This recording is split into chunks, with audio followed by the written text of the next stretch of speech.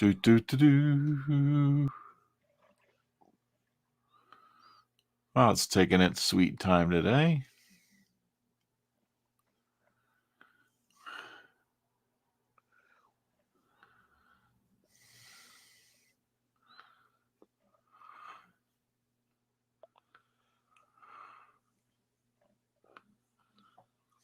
What?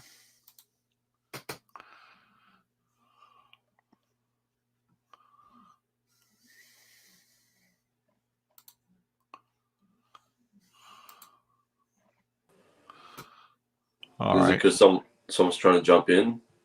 Nah, something weird just happened.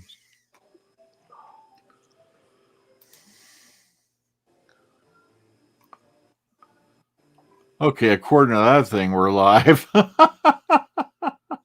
got nothing on my screen. There's no camera images or anything. Well, I know that'll be in a minute. I know one lady would help. I forgot to turn that off. Okay. So I have no idea what's going on. Okay, now it finally changed. Yeah, we are live. I don't know. Maybe it was just Skype holding it up. Okay, and let's see if the intro is actually going to work. All right.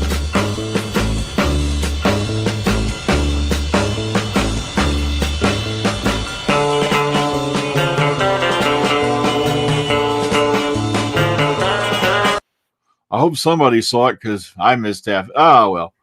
I need a new graphics card. Okay, let's go back to group view. Okay, for you folks who are watching, there's already 6 of you out there and counting. This is, of course, the Omega Files podcast, and we're coming to you live tonight. We're going to sit down and have a little chat about Power of the Doctor. You know, many other things have just sprung up, you know, whatever we get to in the next hour or so. Because we got a lot going on out there in the universe right now. You got the House of Mouse stepping in to supposedly co-produce, and now they're saying it's going to be more than a streaming deal. But like I said, I can't find anything that says anything more than that. When I originally heard that story, it was supposed to be just streaming and distribution. But who knows? It's Disney. They suck in everything like a black hole. Now they just own everything now. It's pretty soon you're going to be using Disney vacuum cleaners, Disney toilet paper, Disney Disney DVRs. But just crazy. You're going to have mouse ears on everything. I didn't even want to go into that certain adult section. Okay. So I was hoping some more of us would show up tonight. If any more people show up, we'll pop them in here. But let's start with what we got right now.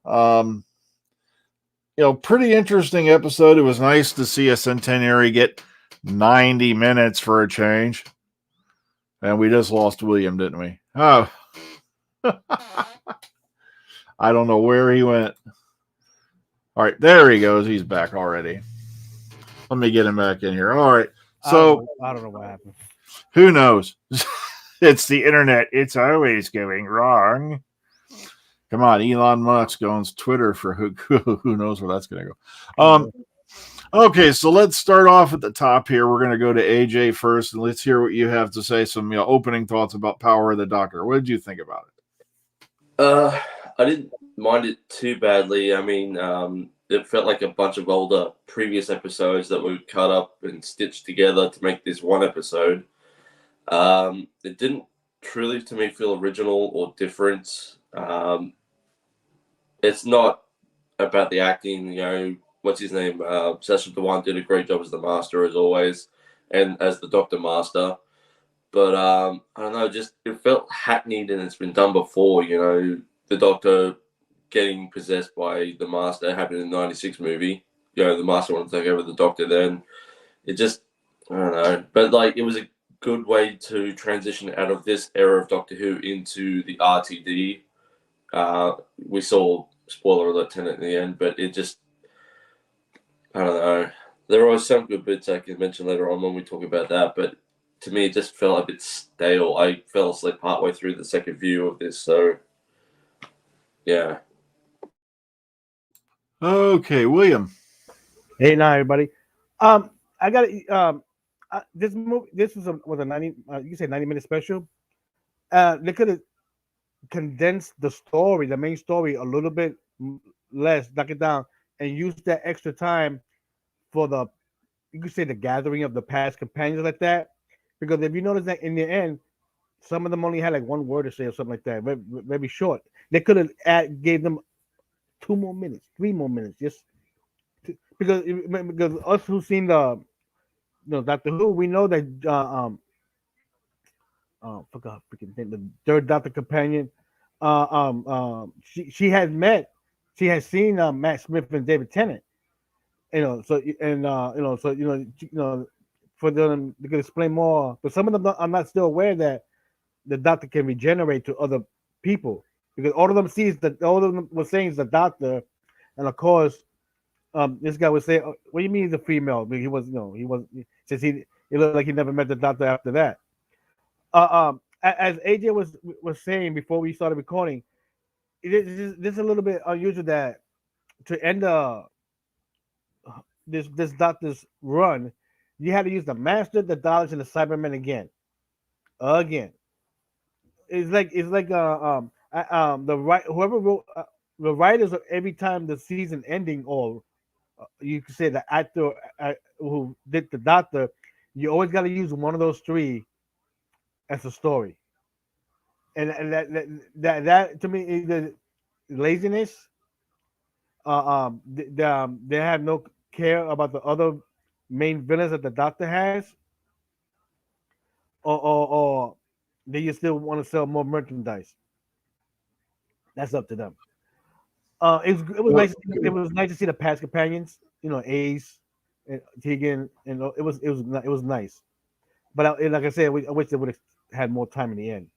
Um, this was makes me funny that Jodie is the fifth incarnation of this generation of Doctor Who, and she, just like Peter Davison, their last story was one of the best stories, which is a weird coincidence because a lot of her other stories I didn't like very much because they try to add too much to it, especially when they did that timeless children scenario. Which you notice in this story, it wasn't even brought up.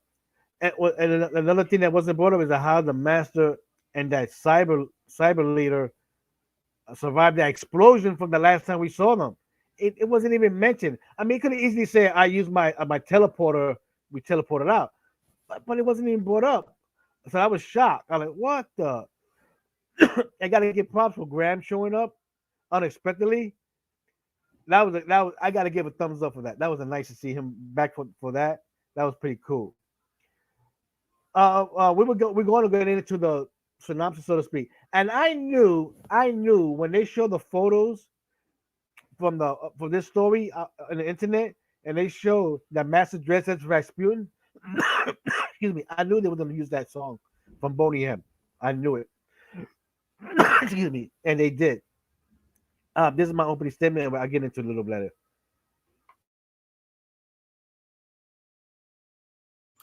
yeah. Hey, Bo, your turn. Hello. Yeah, well, I found this episode to be quite enjoyable. I mean, the Daleks and the Cybermen were being as menacing as ever, and even though it was just the Cybermasters talking, um I'm glad that their speaking pattern has improved because it's better. I find it better to have them talk normally instead of having them to say the boring old stuff such as "you'll be deleted" and "you'll be upgraded." And so I'm glad that Chris Chibnall has improved their speaking pattern a little bit. So when I saw that squiggly thing in the trailer, I thought it might have been like a Rutan or something, but it turns out to be some sort of a consciousness shield. Um, I like seeing the Doctor's reaction to seeing Ace and Tegan, considering it's been a while since she saw them. Um, and I thought that Tegan and Ace worked really well together in this episode. Um, and it was funny seeing the master's face on the paintings, and it's just something that he would typically do. because he's got such a self-inflated ego. And when the master rescued rescued, and I kind of saw a little bit of Delgado in him because he was hypnotizing people and being a little bit sinister. Um, and also regarding the tissue compression eliminator thing, so if that can be reversed, can that be done to anyone, or can it be done to Ashad considering he's part Cyberman? Because yeah, I didn't really get that. If having the tissue compression being reversed. I thought it was funny, seeing the master dance to that Rasputin song. Um, uh, when the master took over the doctor's body, it looked he looked a little bit silly wearing the 13th Doctor's costume, but it looked a little bit better when he was wearing the costumes of the previous Doctors, and and and and yeah, I felt it was funny having him playing the recorder as well. Um, uh, I like seeing Ace put her iconic jacket on and with the baseball bat. Um, and I like seeing her skydive into the TARDIS. Um, I like when the Doctor was in some sort of limbo. I like seeing her interact with her previous selves. I thought that was a really good moment there. And and especially talking to the Ice Doctor because he deserves to be in this special considering he wasn't in the 50th. And even though they were just holograms, I liked seeing the 5th and 7th Doctors interacting with Tegan and Ace, and I found that to be very touching. um it, I like seeing Graham and Ace teaming up against the Daleks. Seeing seeing Ace use a baseball bat against the Daleks, and seeing Graham use some of her Nitro 9, and I like seeing the hologram of the fugitive Doctor coming in and tricking the Cybermen into uh, shooting each other. Um, and also like seeing Venda and Yaz teaming up against the Master, and I like the round table scene at the end where Graham, Yaz, Dan, Mel, Joe Jones, and Ian Chesterton are all interacting with each other, and I'm glad that Ian of all companions appeared in it because he deserves to be in it after all these years. So it was just such a brilliant episode from start start to finish, and if Stephen Moffat has watched it, I hope he's taking notes because this is how you do an anniversary special right here. You include the classic Doctors, and you include the classic companions in it as well. So yeah, I found it to be quite an enjoyable episode. It was great. Okay, I'm gonna answer a couple questions here that have popped up in the comment box. Somebody was asking about how did the Master survive? When Gallifrey fell at the I believe that was the end of the Timeless Children, if I remember correctly. If you go back and rewatch that scene, just before the particle detonates, you hear Sasha Dewan say, "Quickly this way," or something along that line. So he had a backup plan just in case things went south. Because I swear the Master's got more backup plan. I wish we had the Master running this country. We'd have exit strategies for everything. I'm not kidding, but so yeah, that was addressed, and I think what he told Waco was you have to pay attention to the details or something along that line when he was asked about how they escaped. Also, Fezman, did they explain who the child was? The child was the energy source that was attached to the cyber planet. And the reason why they saw her as a child in the beginning is they explain when they come to the planet and they see the child chained up, it was kind of like a defense mechanism. Basically, the energy form assumed a form that they knew would be, trigger people to want to help it or rescue it. That's why it took the form of a child when they first saw it, and then they saw it again. It's, come on, it's energy. It can realign itself. So that's not far beyond belief. Also, apparently it's an incredibly rare creature that even the doctor said that she had never encountered before. So interesting there. Okay. All right, I'm just going to tell you right off the bat, this sucker is getting 10 out of 10. And you know why? Just because of the fact that finally got Ian Chesterton back. I'm not kidding. The man's 97 years old, for crying out loud. I didn't care how they did it. I didn't care if he was in there for 2 seconds. This is something they could have done years ago. Instead they wasted all this stuff in the 50th anniversary. And like I said, I will never forgive him. Well, I'll give him a little slack on the 50th anniversary, but he should have been in that. McGann should have been in that. And here you go. Did RTD do it? No. Did Moffat do it? No. Chibnall did. He managed to get past doctors in a way that was conceivable and believable. He got Ian Chesterton back, first appearance on Doctor Who in 57 years. He also brought back more companions than they did probably in the entire history of the reboot of the show, because, on the main show, you only had 2 companions come back, and that was Sarah Jane and K9. Now, Joe Jones came back on the Sarah Jane adventures, and so did the Brigadier, but never on the main show. And I've been sitting here for years going, guys, you are aware these people are getting older, right? And I'm really glad that William Russell was there. I don't care, just right there for that scene at the end alone. Now, I know a lot of people are freaking out going, well, how's Mel there? But okay, because she ran off with Sabalom Glitz.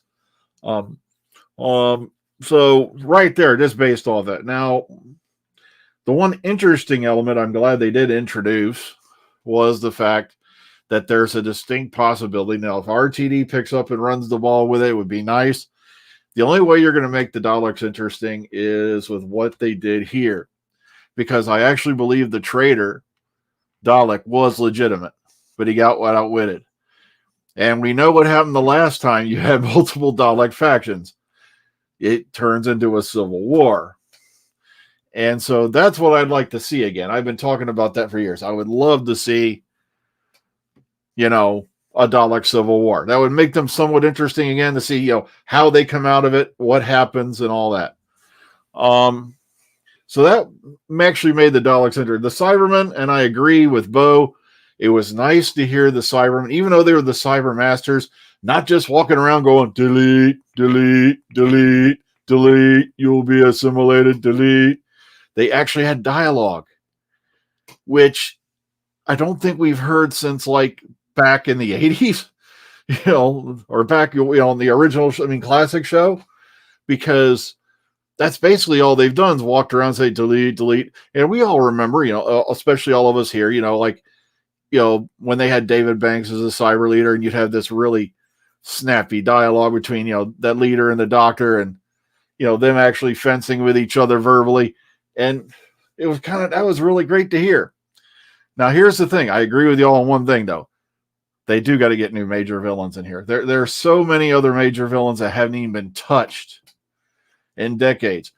And like I said, you've got Omega out there. Sutek wasn't the only Osiren. We found that out in Big Finish. It would be nice to see one of the Osirans pop back up. There's so many classic villains. Plus, RTD, spiked the ball in the air. You've got Rassilon running around out there. And come on, this is Rassilon. Look at all the stuff he created when he was in charge. You had the rod of Rassilon, the staff of Rassilon, the bathroom lotion of Rassilon, the jock itch powder of Rassilon. I'm not kidding. This guy had so much powerful stuff he created, And no, just get off the planet. You're not going to go off and do anything that could be cosmic or universally shifting, on your own. No. Plus the fact we know Rassilon is one of the Time Lords who doesn't have a regeneration limit. That was established way back in the original series that Rassilon had obtained somehow the ability to regenerate eternally. So that means he didn't get the 12 limit put on him. He could be out there cooking up stuff we don't want to know. Or, as I said the other day, you know what happens when you get the rod of Rassilon and put the hand of Omega on it? You get Master Baton. Okay, all right, but yeah, like I said, there were some slow parts in the story. Of course, it was grand to see Ace and Tegan back, and I thought it was a very interesting choice because of all the companions you had available. You could have easily got Katie Manning in this. You'd have done it with flying colors. Of course, we know Bonnie Langford was available because she did turn up at the end, but they picked the two companions who we know had to have had a falling out with the Doctor. Tegan, we know, because she couldn't take it anymore, and she pulled the same thing Dan did, except she was really upset with how the Doctor was treating Death and all that, and so she took off, said, I can't do this anymore. And in Dan's case, it's like, I got a life to go back to, and I just almost got whacked on a space train. And then, of course, Ace, there were hints in the show that she was getting fed up with the Doctor's attitude. Then in Big Finish, if you listen to that, they start really planting that seed that this relationship wasn't going to end well because she was getting fed up with it. And I'm glad they actually addressed that, about them falling out. And left it vague, so that way anybody later on can pick up on that. Yeah, Companions Anonymous scene was, brilliantly done. I'm really looking forward to maybe, just maybe, they'll pick up on that and run with it somehow. But like I said, RTD, for all his blowstering and all that, he only brought back Sarah Jane and K9, and then Moffat, for all his, I want this back. How many classic companions came back in the Moffat era? None. So I got to give Chibnall credit for that. But like I said, the storyline was a bit rushed, of course, because they only gave you 90 minutes, which is a bit more than what they usually get. I think this would have been better if they could have drew it out more, maybe made it a 2-hour special, but you get what you get. Plus, like I said, even though the meeting at the end was short, it was very sweet. And I'm kind of glad it was short and sweet, that they didn't draw it out, make it too sentimental. Otherwise, you'd have everybody going, it's fine, wank. You'd have them screaming out to the hills. Okay, so any other thoughts, feelings? Yeah, I got. It was nice to see Tegan, like you said, that she had that falling out with the Fifth Doctor in the episode with that she ran off because she got fed up with everybody dying. But funny thing is, and I wish they would have done it, is that the Fifth Doctor did see her. Well, yeah, he did see her on her birthday years later in Big Finish, and The Gathering. That was the name of the story, and which was the Cyberman story. And I wish, even though when they saw the Cyberman and he said Adric, and I wish one of them would have said. It also remind me when you showed up for my birthday, like that. Maybe that, when I turned 46. That's what it says in the story. So it would have been interesting because I got a little bit very, very upset about that because they're not honoring or respecting Big Finish only when they needed to. That, like when they brought in McGann for the 50th, and of course he mentioned his companions from the Big Finish in the TV thing. But when it came other stuff that might have happened in Big Finish, they don't want to bring it up, especially with Tegan, because she did see she met him on her 46th birthday. Ace may have met some of the other future doctors, but I was doing a multi-doctor story, and she's not going to remember that. So that would explain that. I was a little bit shocked that they're not, from all the Earth companions that are still alive in real life, they did not use Martha at all. They didn't use her. I was always as a, you could say, like a little joke, somebody would have popped in her little traveling vehicle named either the doctor's daughter or or the one that keeps calling herself the doctor's wife to talk to them. River Song, just to talk to them. That'd have been a funny little joke there, but I'll be back in a minute.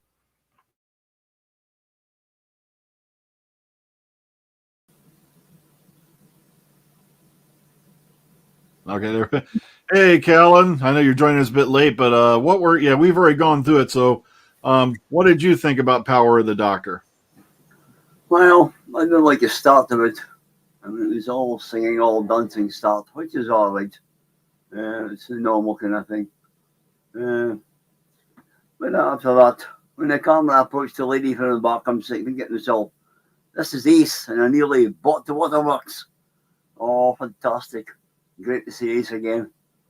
Then there was the bit with the Cyberman turned around and looked at the Dalek, and the Dalek eye stalk turned around and looked at the Cyberman when the Master was going mad. Either they can't act, it's obvious they're thinking to themselves, this is the guy we've allied ourselves with. For something's sake. I don't know. Yeah, I love loads of it. We'll get back to that later. Thanks. Yeah. Plus, we brought this up, but yeah, the fact that they had Ian Chesterton back in there, that was fabulous. What did you think about that, Callan? How they brought him into the Companions Anonymous meeting? Yeah, very well done. We could have done a lot more of that, but you always leave the customer wanting more, as they say. Yeah, Ian Chesterton. Sorry, I got his name wrong. Yeah. Yeah, because I know you've been watching since Hartnell, so I figured that would give you a little tickle, so to speak. Yeah. But yeah, the first time in 57 years. I think that broke a record, if I remember correctly. Somebody was talking about that. But also, another thing, I know William brought this up last night. The fact that you notice how Ace was talking. 1 minute she's talking like younger Ace with certain characters, and with other characters she's back to her mature self. I thought that was pretty interesting, that they did that the way they did that. Because, she's always doing, the younger Ace for Big Finish. And then for some reason, she was talking to some characters, she'd go back to sound younger. Especially when with Sylvester, wasn't it, if I remember right? Yeah. Yep. So it's kind of like she was channeling her younger self, and she was back. Plus the fact, this is the one that really had made me jump for joy. The fact that she was calling the Doctor Professor again, because that was one of the very distinctive things about her character. She very rarely called the Doctor, Doctor. She always called him Professor. I always loved that. But like I said, it was what it was. It was enjoyable to me. Like I said, plus what really freaked me out this week was you had one of the great Imperial High wizards of R.I.P. Doctor Who 1963 to 2017, Ian Levine, gave Power of the Doctor a 10 out of 10. And that right there, I was like, I couldn't move for like 20 minutes. I was like, literally like, here's the guy who the only other episode he praised out the yin yang was Fugitive of the Jadoon. And then he went right back to blah, blah, blah, blah, and then all of a sudden he saw this and okay. Yeah, one thing I agree with William on, they did save the best for last. I think this is definitely the best of the era. As somebody said here in the comment box, a very, it was what it was, a very, very fitting send-off for another Doctor. You can't beat that. So okay, I'm checking the comment box.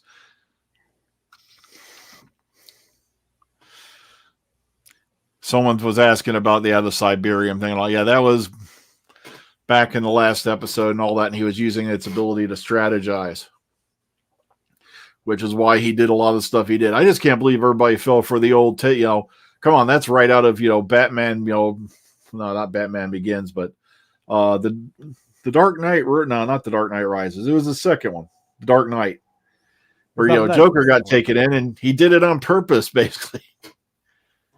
It's like, guys, what he let you? He just let you capture him. That's not right. Somebody should have said, "Wait a minute." But I like that your father was an idiot. Well, we I'm gotta just celebrate. shocked. We gotta celebrate one thing. We're not gonna hear no more complaints on the Jody Doctor, or all the hate that she got. I remember when we did the Omega Files when Peter Capaldi left.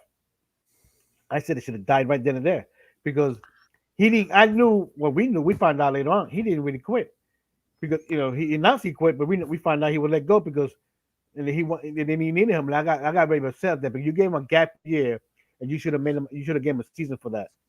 And you should have done. You should have made up for that. And then and the funny thing is, and Jody was great as a doctor. Is that some of the story was too. You were adding too many layers for under an hour show. You were adding too much so fast, and they didn't do that many multi-part stories. So that really, you could have stretched it out. And of course, because of the virus that we had like that, we had so many gaps going on. So, and once again, in reality, even though she was on it for 5 years, she only did really 3 seasons. This 3-season myth that you got to do and leave it's just a myth. It was just made up by Patrick Troughton because he only did 3.5 seasons. But if you notice, the next 2 doctors after Troughton, they did more than 3 seasons. They did, and Peter Davison after his 3rd season and he left, he regretted it. He said he could have done another season, but I don't know what. And of course, Colin did not leave; he was fired. And Sylvester would have kept going, but the show was canceled. So this 3-season myth got to end. You got to have somebody to sign them up for more than. You got to sign them up for more than 1 year. You got to, because if you got them for a year and that you got a good ratings increase, then you increase another year from the 2-year original. But you at least got them at least that long. Don't wait after the season is done because he's gonna get so many he or she may get so many offers and get pay increase, and they're gonna leave. I mean, look how fast. I mean, Capaldi and Matt Smith and David Tennant, other jobs they have after Doctor Who because they're making more money. They're not saying they will never come back and do Doctor Who, but they're making more money. Tennant coming back now is just because he's good friends with RTD. So they gotta knock that out. They gotta knock that out. Yeah. So yeah, definitely agree on that. Yeah, the gap year thing, like I said, that's one thing I'm hoping for. With Bad Wolf taking over and Disney handling the streaming and all that. These split seasons and skip years have got to stop. It's just one of the things I can't stand that they do now in American programming is the mid-series break. It's the mid-series finale. The mid-series this. Yeah, but you gotta remember, we do that here, and most of that time happens because of the holidays that's coming in the end of the year and the beginning of the year. So you give them that break, and then of course any filming that's still being done that gives them time to catch up and to finish that season. And then remember, over here in the city we got 20+ episodes. Not like Doctor Who got 10. We don't even got 10. I haven't seen 10 in a while. Yeah, we started out with 13 and whatever specials, and then quietly in the Capaldi era, we lost an episode. And then they decided when it came back again, no, we're going down to 10. Probably because of budgetary reasons and things like that. But it's like you can't take years off on a television program. If you don't remain consistent, you're going to croak. It's that simple. You can't just take years off. Like, that's one of the things I'm really steamed about the fact they filmed 3 specials for next year. And, oh, no, we're not going to air them till November. I'm like, you just ended this at, towards the end of October. That's literally, just over a year. Depending on how far into November they air it, because it could be, I heard one story, they're going to air the first one around the time of the original premiere weekend. Then the next one will air Christmas, and the next one will air New Year's Day. And I'm like, why'd you even bother to waste our time promoting this thing then? Because we're not going to see it for over a year. And it's like, I thought you guys would have learned this by now. It's like, look at what happened back, with Capaldi when they took the year off. he comes back, and of course the ratings have gone down because nobody knew the show was back. Little promotion, really, not well done. And then, you bring in Jody, your first year, you get about between 7 and 8 million average on the ratings for the first series. And then, let's take a year off. Sure enough, you come back and you're down to 4 or 5 million. And it's like, but then, you add in the streaming as you get further and further along. And it's like, what the heck? It's like, have you guys figured this out yet? You have to be consistent. Otherwise, out of sight, out of mind. It's that simple. Okay, so we've talked about this for a while. Let's go ahead and we're going to rate this sucker and put it to bed. Remember, we got to bring up also the new Disney deal that's coming up. Well, we'll rate this and we'll go into Disney a little bit more. All right. Okay, we'll start at the top. Out of 10, what do you give it, AJ? For bringing back classic companions and whatnot, 4.5 out of 10. Okay, Bo? The story was compelling to me. Just before I give it a rating, I just want to talk a bit about the regeneration. I thought it was nice. I thought it was nice and peaceful, but I'm not sure I agree with the clothes regenerating as well. I think they should have just had Tennant in the 13th Doctor's clothes and then see him in his new costume in the next special. But apart from that, I give it a straight up 10 out of 10. I consider this to be one of the best specials ever. It was great. Okay, Callan? Before I give it a rating, I'll say, I forgot to say, good to see John Fielding back as, I got it right, Deacon Javanka. Always one of my favourite characters. And Sophie Aldrin is ace. Good to see the old doctors turning up. Beautiful stuff. A solid 9 out of 10 for me. Okay, William? I'm going to give it an 8.5 out of 10. It should, them not mentioning that Tegan had met the Fifth Doctor in Big Finish in the future, in her future. They should have done that. And I don't know what the excuse was or why they didn't. I mean, we know that supposedly the excuse is, but it could have come up with, but it could have put more effort to have Tom Baker and maybe Martha Jones there. So that's why I give it an 8.5. And you gotta stop using these 3 villains at the ending of the season, man. Got to come up with some new ones or bring back some other old ones. Yeah. Well, you know what I'm going to give it? I'm going to give it 10 out of 10 because, even though the pacing could have been a bit better, like I said, it was a good send-off story, and that's what it was meant to be.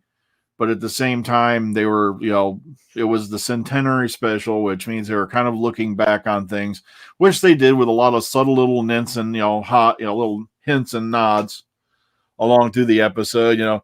Maybe I should call it the Master's Dalek plan. Little things like that. Plus, when they had Sasha Dewan at the beginning, doing the hypnotic stuff on the Romanovs, that just felt like classic Delgado Ainley to me. And he really, really nailed it there. Plus the fact they made him wear contact lenses, change his eyes blue. And I don't know why, but it just kind of like made it almost that much more sinister. It's just weird, Rasputin. But like I said, I got to give it credit where credit's due. It was a good send-off episode. It's one that's going to be remembered by classic fans and as well as modern. And hopefully they'll build on it a little bit with the Companions Anonymous meeting.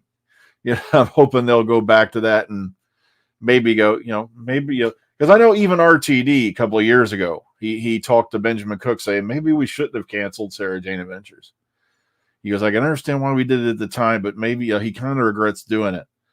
So hopefully with all this stuff going on with a bigger budget, Julie Gardner's back in the picture, all this, the sky's the limit as far as that goes. So hopefully we'll see some more spinoffs and things along that line coming up. Okay, so you want to talk about the Disney deal. As far as I knew, like I said, when I first heard about it, it was just basically going to be a streaming distribution deal to have Doctor Who come over onto Disney Plus. There was no talk about any co-production thing or anything like that. But now, according to the Telegraph, and I do have a couple people out there who I know are very knowledgeable, way beyond light years beyond my feeble brain about all things Doctor Who, who are saying it could be the Telegraph jumped the gun on the article. But like I said, I don't know why they would put that out otherwise. But then again, online news these days could go anyway. At least it wasn't we got this covered. But I don't know. So what do you think? You wanted to talk about it briefly, William, about the Disney Plus thing? I got the funny feeling that because now that remember that Disney bought the Fox library, they co-own the '96 movie. I got a funny feeling that they're gonna do something about that. Whether we're gonna see any continuation with McGann out of that, I don't know. Because remember, RTD want more, spin-offs, so to speak. It's so I don't mind. I wouldn't mind because you see Doctor Who, and of course why is off. You could have a spin-off or so, of not that many episodes, like maybe 2 or 3 of different ones. A unit one, one of the other doctors that can still move around like that. It just whatever. Just have something spin off. And then of course maybe like in the end of the year at the Christmas special, the Doctor will cross over with one of the spin-offs, like that. Anything's possible. Now, of course, people are a little bit nervous because they don't want Disney to stick his social SJW nonsense into that. I said, I can tell you straight out, as a person who's been reading comics for more than 50 years, that SJW doesn't work. It's not going to work, and that's why comics are going way down the toilet. And more people are buying manga, and I'm being honest about that. But I'm buying manga myself. You only see me maybe buy 5 comics a month now, 5, and I used to buy maybe 40 or more. That's a ticked off I got. Hopefully, they learn from it and not put that in Doctor Who. You already see it in Doctor Who in certain episodes, and of course we have the new Doctor who's a gay man. Now, is he going to be acting flamboyant and all that? I doubt it. He's going to be playing the Doctor. That's the way. We don't. That's not part of the story. That's not the main plot. So that so don't need to add that in. Excuse me, I'm catching a cold. Because they're trying to add that in, just like comic book sales went, the ratings are going to go. Trust me on that. That's what happened. You want the Doctor to continue going on. I'm going to tell you one thing: if Disney is that much want to air a lot of the Doctor Who's past stories, from the classic time, what they should do as a token of good faith is give the BBC some money for they could finish animating some of the lost episodes, and they can air it exclusively first on Disney Plus, and of course it go to BBC One. That's what it should do. Well, yeah, there have been rumors, and like I said, I got to stress the word rumor in this case, that Bad Wolf may put some money back into the animations where, BBC America, hit the road. And look at how well that worked out for you, BBC America. In this last year alone, you've lost Doctor Who, you've lost Killing Eve. 2 major hits are now going off your channel. It's like, okay, Bo, you had your hand up. Go ahead. Yeah, I'm not sure I agree with this Disney deal because now you have to pay to watch the latest episode. I mean, we're not streaming on ABC iView here in Australia. It was free, but now you have to pay for it. So I'm not sure. I agree with it at all. Yeah, you guys who get it internationally, yeah, you ought to say something because that does kind of suck. Yeah. Because I know AJ there in Australia, and of course you're down in Australia as well, Bo, and the only way you were getting it was through ABC, what is it, or Yeah, ABC iView. Or you got it on an IBC? Yeah. ABC iView. Okay, ABC Yeah. iView. I got my eye mixed up. Okay, so yeah, and it looking like it's the only places it's going to be is either you watch it on BBC One if you're in the UK, Ireland, and all that on that night. And then internationally from now on, it's going to be Disney Plus. So that kind of sucks for the international viewers. It really does. It's like, but what can you do? It's the House of Mouse. And when Mickey says, go forth and get Doctor Who, they do it. Okay, Mickey. I'm just scared. We might actually see Duck Frost. It could happen. Oh, the Daleks. Oh. Or even worse, Scrooge McDuck as Niter. There you go. You know, I feel about it more about because I think somebody in the comments mentioned something. Yeah, you could do a unit spinoff and use some of the past companions to help unit. Well, Kate Stewart did say at the very end of the episode, be warned, I might be hiring some of you guys as consultants. There you go. Well, consulted my foot. Yeah, and there's a lot of past companions that's still out there running around alive. So, or as Roger brought up, unless you use a VPN, yeah. But even those cost money. Sure, it'd be cheaper than getting Disney Plus, but I can tell you right now, there's one VPN I used recently, and it kind of stunk. I'm not gonna lie. I'm not kidding. I would turn this thing on, right, and then I come home that afternoon, flip it on. The program has shut itself off. I'm like, and then it would do this repeatedly, and I'm like, why did I pay you guys money for a 1-year contract for? Oh, well, hopefully, if this when it comes to Disney Plus and it does bring in more views and more money, so to speak, for maybe by chance, because of course a lot of these actors who are playing the Doctor, the older ones, up there in the age, they can start animating some of these Big Finish stories, and of course they're going to animate them the way we remember them looking. Tom Baker, William Hart, like that. Just to see them again, even though it will be animated. I would go for that. I will watch it on TV and I buy the DVD in a heartbeat. So I don't know. I don't understand why Big Finish. I know it had to do with licensing and contracts and all that, but at least they should have done 1 or 2 of the top selling stories, especially because they do got a bunch with David Tennant. That off the bat that could have sold like that, and then one with Tom Baker. Boom, they could have sold that like that. Easily. I'm gonna animate one of the Big Finish stories. Go ahead. Oh, go ahead, AJ. Yeah, just one thing. You were talking about the spin-offs that RTD might do for Doctor Who when he takes over, right? Why not have Torchwood come back with Ace in it? Because they've done it in Big Finish, and she's working pretty well with Mr. Colchester so far.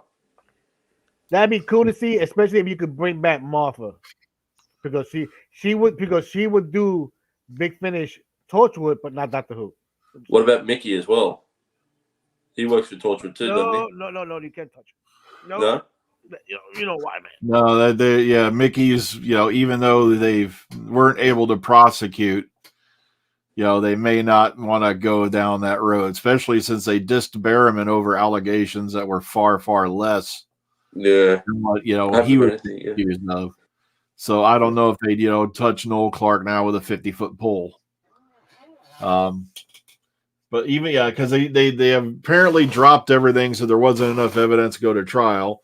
Yet meanwhile, you had John Berriman being tried, convicted, and burned on the stake on social media for stuff he did like 15 years ago. And that was a joke.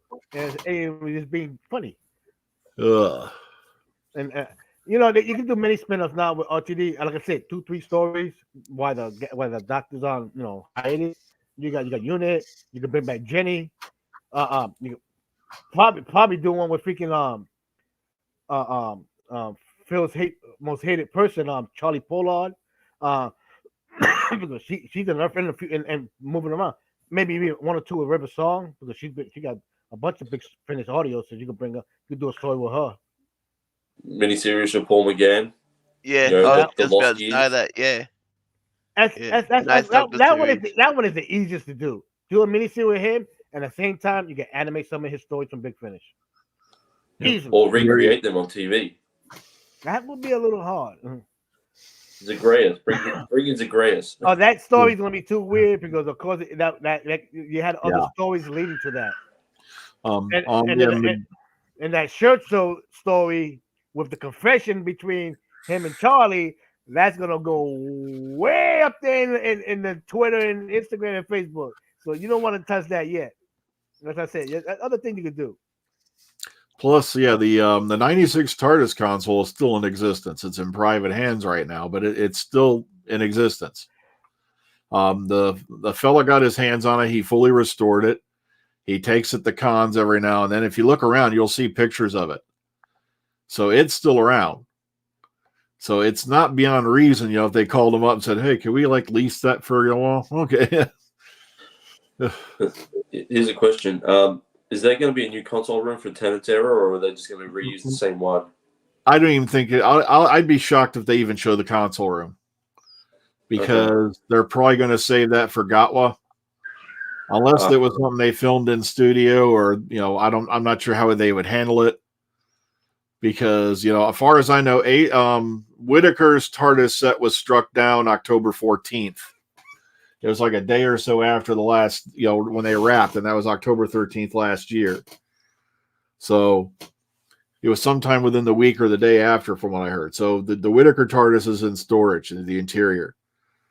But they are using her TARDIS exterior, we've seen. So that was another thing that clued me off, that this isn't some kind of mind game flashback or whatever, because they have the Tenant TARDISes in storage. If they wanted to do that, plus he has the original suits.